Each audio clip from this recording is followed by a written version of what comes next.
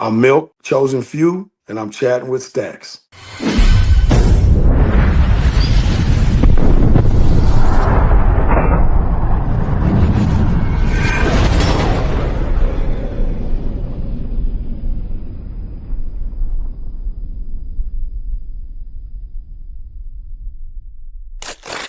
Welcome to this episode of Chatting with Staxx. I'm your host, Bill Staxx, and today I got Milk. Just watching me go by, and I was hoping she didn't pull out in front of me. And now I come up to the curb for the next curve to go on the other side of his community, and that's where I hit the curb, went up into their yard, and hit the tree, and it stopped. But the tree stopped before I went into the house. But I mean, it tore up. I get off the bike, and I'm like, I'm crushed. I'm like, I haven't even made the first payment on this bike. I'm like, bro, I just got this bike. Like, yo, Is the bike wrecked? bike is totaled. So, I mean, the fenders, the bags, everything. Like, I'm not knowing. I'm really thinking I got this in control. I don't know. Are you hurt too? Are you hurt? Yeah, I was bruised, but I wasn't. I didn't have to go to the hospital or nothing. But my feelings was hurt. That's what was hurt. I was like, bro, it's brand new. And again, my ex-wife, she's still my youngest son's mama, my best friend. She's on it.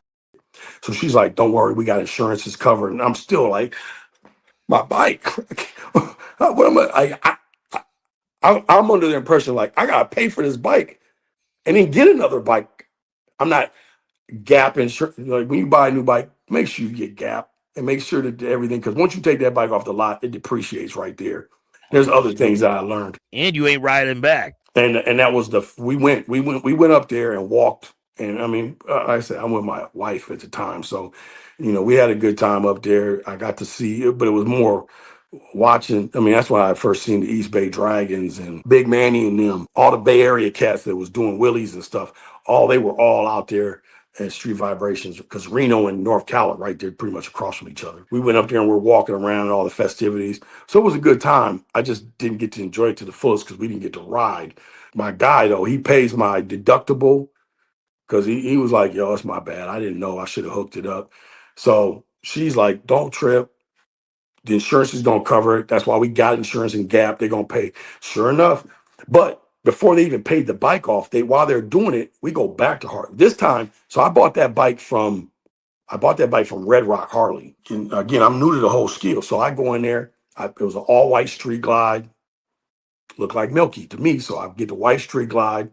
I'm not knowing at the time that when you buy a brand new bike, or you buy a bike from Harley and finance it, you go through the catalog and get everything you want on that bike: pipes, exhaust, handlebars, grips, anything that you want out of that magazine on the bike. Get it right there and add it to the bike, and it's part of the finance. They don't tell you this. Instead of going there and trying to buy everything later, because you're So what I did, money. so when I bought the Street Glide, now I want rims, I want new stuff. So I go in there and they start hitting me with the ticket, and it's not finance. This is like you got cash out plus the labor. I'm like, man, fuck this. So one of the cats told me, he was like, man, no one told you? He was like, man, you got to go do this. So when we go back, now I go back into Red Rock, and they're like, oh, yeah. And I tell them the whole spiel, and it's like, oh, but I'm thinking, like, you got to show me some love now, because I'm finna buy another bike from you. You get the commission off 2 bikes. I ain't even made the first payment. So now I'm finna get another one. But I learned, so at this time, I got an '08 Electra Glide. This is the white and gray one, because they didn't have an all white one. And they didn't have, and I wanted the spotlights. I wanted more stuff on it. So Ride White Wheels was a connection with them at the time. So I had white spoke rims. I had a lot of stuff under the bike. They let you do it. But yeah, but so when I go to Red Rock, they don't want to give me no love on it. So I was like, okay. So we go over to Henderson, and Henderson gave me love on the price and everything, and then everything I wanted on the bike.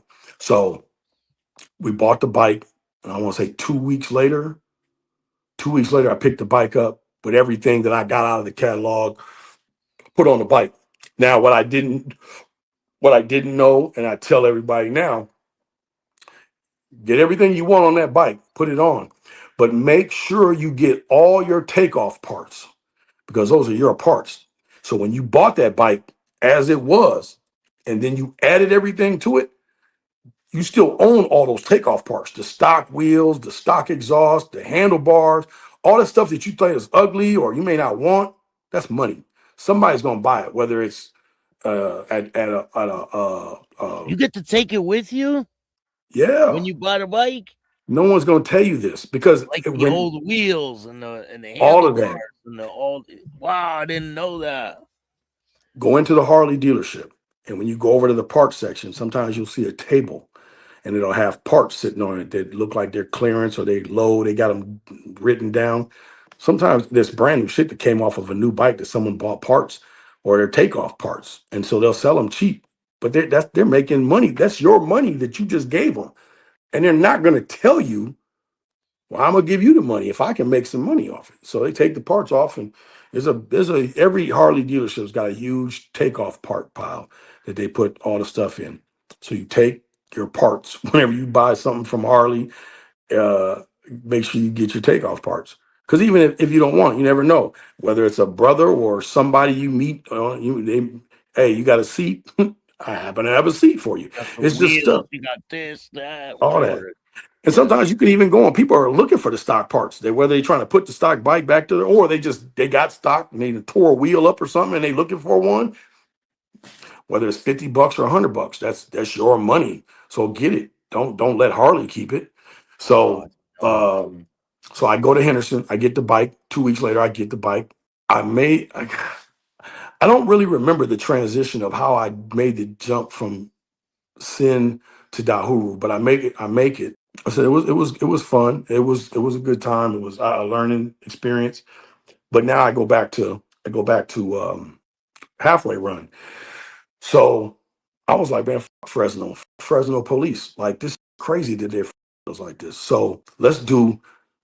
And before I really did my homework and didn't understand, I'm like, man, let's do the halfway run in Vegas. Everybody wants to go to Vegas, and it's halfway between Arizona and California.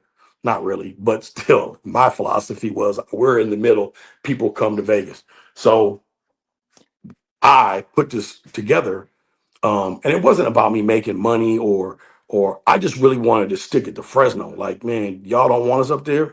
Let's move. Vegas will enjoy the money. We put this halfway run together, and I'm still Dahuru at the time. So I hit all the clubs. So I I I want to say it was September. I don't remember the exact date, but I go to all the clubs in Vegas and I'm asking all the presidents, you got anything on this weekend? Because this is what I'm doing. And however I can put everybody on. I get I think it's the SLS now. It used to be the Sahara Hotel, the Hilton that's on Paradise, and there's a hotel in North Vegas. It's now a Ojos Locos um, restaurant slash casino hotel. But I get these places on board. People come down, they can stay where they want. But as far as like host hotel for this function, I get them locked in. I get um I'm blanking it. It's the strip club on Las Vegas Boulevard over north. Palomino. So I get the Palomino because they got male strippers upstairs and the females downstairs is totally nude. So I'm like, I'll do the meet and greet. And they got what they used to have, the Lacey's Lounge up front. So it's like a little small bar area, night dance for everything. But it was perfect for a meet and greet because now you could send anybody that wanted to go watch the female strippers and the women that want to go see the male strippers upstairs, and you still had the DJ and everything. So I'm putting this together. I'm starting to put everything out. It gets close to the date, probably like a month before the date, and I get a phone call from Big J, Chosen Few. Now, mind you, I talked to every president, even Big J, and I asked everybody, was this their date? He says, hey, I need to holler at you. Come to the clubhouse, Jackson and E. So I go there by myself because at the time also Jay was messing with my sister. So I didn't think I was in no harm. I wasn't. I didn't think I was going to get jumped on. I go over there like, hey, what's what I'm talking about? Now I'm in Dahuru colors, so I go over there, and Monster, G-Man, Jay, there's a bunch of them sitting outside waiting. Iceman, all of them. And I pull up, and Jay like, hey, this function you got, that's our weekend. You can't do that. And I'm like, yo, like, hey, I came and I asked you. Remember? And I tell he's like, yeah, I didn't remember. Okay, but like we got to figure something out. Like, how about y'all? Like again, this wasn't about the money for me. So as far as I was concerned, Chosen Few could have made the money off the party. But if I'm advertising and pushing this as the halfway run, let's do the meet and greet at the strip club and everything, and then you could push the after hours to Chosen Few, and then the dance and everything. Y'all host the dance. Like I'm still got my hand as far as like maneuver because I done made the deals and signed things with people. But like as far as proceeds, I'm cool. I like somewhere down the line, it was more of like let's build this up and get it going. Then I'll worry about what we making off of it. Jay was like, yeah, no, we can't do that. My guys, we gonna have everything here. So I'm like, man, I'm still running with it. So now the flyers is out and everything. Oh, so you're still going with it? Yeah. So what I had intended on doing was like people that show up for the halfway run, Send them over party, there. and then come over here, function, get a little bit, and then boom, shoot over to Chosen Few. So I'm there. I'm at the strip club, and everything's set up, and then I get a phone call that and a text that goes out and says the halfway run thing is canceled. Everybody's going to Chosen Few, and it came from my club at the time. So I'm like, shit, where'd y'all? So I start backtracking, and I'm like, man, who sent you this? Because it's still active.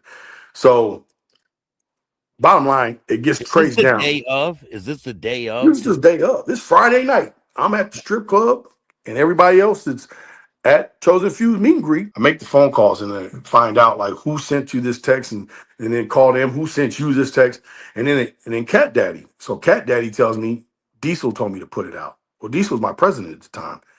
But Diesel's out of town. Diesel's, I think, in Florida or wherever on vacation with his wife. I put him on the phone, and he says, no. So Cat Daddy and him are going at it on the phone about who actually did it. Cat Daddy's like, you told me to put this out. He's like, I didn't tell you to do nothing. And No. so either way, I feel betrayed and by my guys. Now, I didn't know if like maybe they felt some kind of way because it was not a Dahuru thing.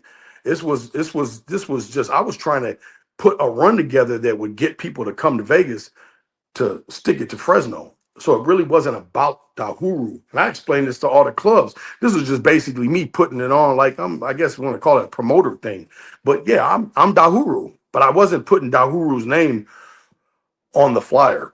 So because that was also one of the things that um Jay and them had said when I went to the house. They thought, oh, so so Dahuru's trying to put something on our weekend.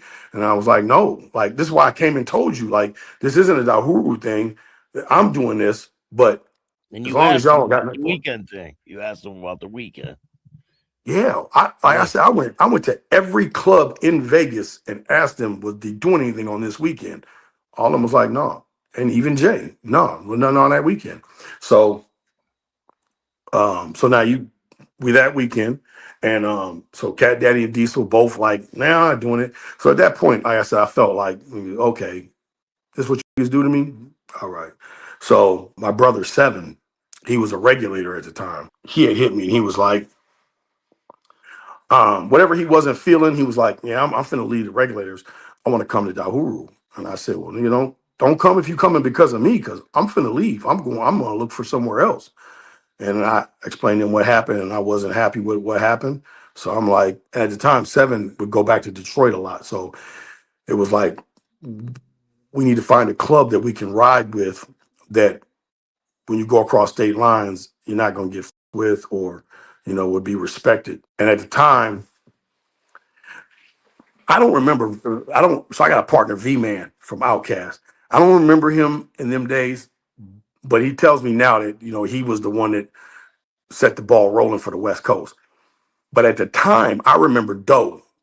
Doe is still an outcast in Vegas, but he used to be a Soul Brother. So Doe left and was starting Outcast on the West Coast. He was putting people together, and we looked into that. That was one of the things we were looking at Outcast, but we had heard we had heard that what they do to their prospects and how they treat their prospects, like pouring water on them and whooping them with belts and just crazy left field.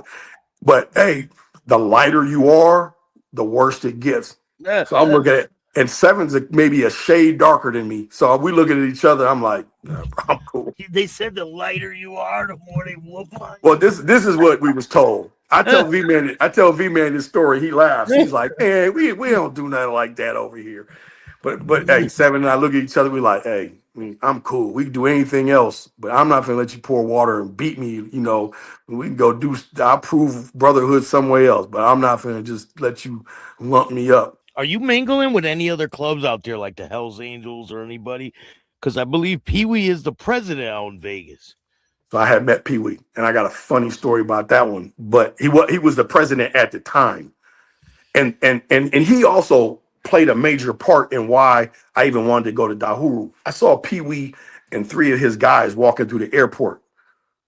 I think it was the national run in Africa they were going to. Man, it was just, anybody knows who Pee Wee is. Pee Wee's like 6'8", 400 pounds. This is a monster. This is a man, a behemoth. And there was two dudes with him. They weren't small dudes, but they weren't him. So, but watching him walk when I saw him coming at me, and even when I turned to watch him walk away when I saw that HA patch on the back, but just watching everybody else watch them was the fucking show of watching like some of the dudes that was like, oh, them is Hell's Angels. And then some of the people that was clutching like, grabbing their wife and sliding to the right, get out of their way. Like I was Even when like, he walks in a place now, like I flew him out, we hung out. cool. But he goes to a restaurant. Yeah, I've spent a lot of time with Pete. He's a great guy. Right, dude. So I knew him because of Rich. Him and Rich had a good relationship. So that's how I met him. And I remember I was excited to show him when I had that pink. I had a pink bike. I had my street guy was Mary Kate Pink. And he was like, only you, Milk, would ride a pink bike. He was like, it's cool, but it's only you. I got a story about his daughter on Halloween, but he was locked up at the time. We weren't looking at no white clubs because again, we were understanding if you got an inch of black in you, that none of I didn't really know any Vagos at the time. I knew Pee Wee. Shit, there really was no their support club has. Yeah, at that time, I don't know. I really didn't. I really didn't. I just looked at black people in it, right? The who? The Red Devils. That I didn't see them in Vegas. I don't remember seeing them in Vegas. Weren't out there at the time. But again, I wasn't looking on that side of the tracks. I really was just looking at the other club. So at the time, it was Doe starting Outcast, Jay and them was with Chosen Few, and I forgot the kid's name, but he was starting a club called Forsaken. Him and my guy Troubadour were starting this club. I think the dude's name was King, or his son was named King, but it was black on black patch. It was slick, but I was like, I don't want to be part of nothing that's a startup. The headaches and everything you got to go through. I did learn that being with Dahuru. Like, that startup is not the hoops. And then having the inner, and we bumped heads with Vagos as a Dahuru. Did people come to your run? What happens with the run? Oh, yeah. So they show up. Well, our run-ins was at the COC. I remember when Rich and them went to announce that the Dahuru was coming out, and it was basically a standoff in there. I'm still kind of a hang around. I wasn't a patch yet, but I went to that meeting with them, and that was kind of when I first seen the. I won't put it just on Rich. I'm sure that a lot of the other brothers had people because it wasn't just Dahuru there. It was cousins, brothers, and some civilians in cars parked ready to pounce if this went left. So that was my first little taste of some shit that was about to go left. But when we got in that meeting, Rich pretty much stood up and said, "Yo, Dahuru, we here. This what it is."